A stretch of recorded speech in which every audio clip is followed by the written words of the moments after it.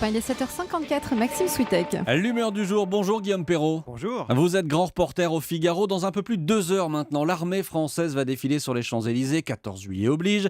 Avec une particularité, donc cette année, on va rendre hommage à ceux qui ont combattu il y a 100 ans lors de la Première Guerre mondiale. Vous comprenez qu'on mélange 14 juillet, la prise de la Bastille, avec la Grande Guerre. Quel est le rapport ? D'abord, c'est une coïncidence de date, bien sûr, puisque cette année, on commémore les 100 ans du déclenchement de la Grande Guerre. Et ce qui est intéressant, c'est l'évolution de notre regard sur cette Première Guerre mondiale. Jusqu'aux années 60, quand on commémorait la guerre de 14-18, on rendait hommage au sens du devoir, du sacrifice. On célébrait des héros. Aujourd'hui, cette tonalité, elle n'a pas tout à fait disparu, mais ce n'est pas la tonalité dominante. On voit dans les gens qui ont été tués, les soldats français qui ont été tués, des victimes d'une fatalité. Donc on a un regard qui est plutôt compassionnel. Et on ne distingue plus les vainqueurs, les vaincus. Ça n'a plus grand sens aujourd'hui de savoir si c'est les Français ou les Allemands qui ont la principale responsabilité dans le déclenchement de la Grande Guerre. Ça n'intéresse plus beaucoup. Et même la victoire de 1918, on voit simplement dans cette victoire une trêve avant de remettre ça avec la Deuxième Guerre mondiale. Mais que l'on commémore ce centenaire au moment du 14 juillet, pour vous, il n'y a pas un risque de confusion ? Il y a un risque de confusion mémorielle parce que, si vous voulez, ça nous renseigne sur notre sensibilité. Qu'est-ce qu'on veut ? La paix est devenue la valeur numéro 1 des Français aujourd'hui, des Européens en général.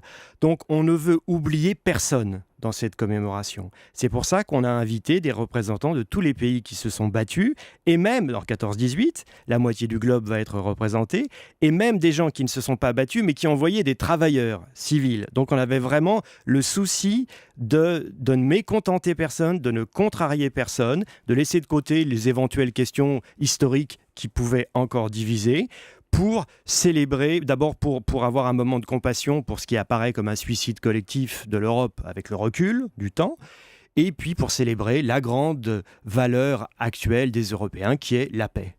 Vous le disiez, près de 80 pays vont être représentés, tous ceux qui ont combattu ou qui ont aidé la France, notamment en 14-18, avec notamment la présence de soldats algériens. On a entendu les critiques du Front National, une polémique de plus donc pour un 14 juillet.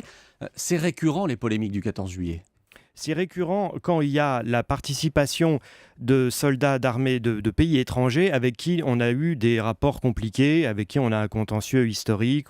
Ça, c'est, vous savez, il y a 20 ans, quand François Mitterrand a invité l'armée allemande, un détachement de l'armée allemande à descendre les Champs-Élysées, c'était l'Eurocorps, c'était en 94. Valéry Giscard d'Estaing, qui n'est pas n'importe qui, a exprimé sa désapprobation.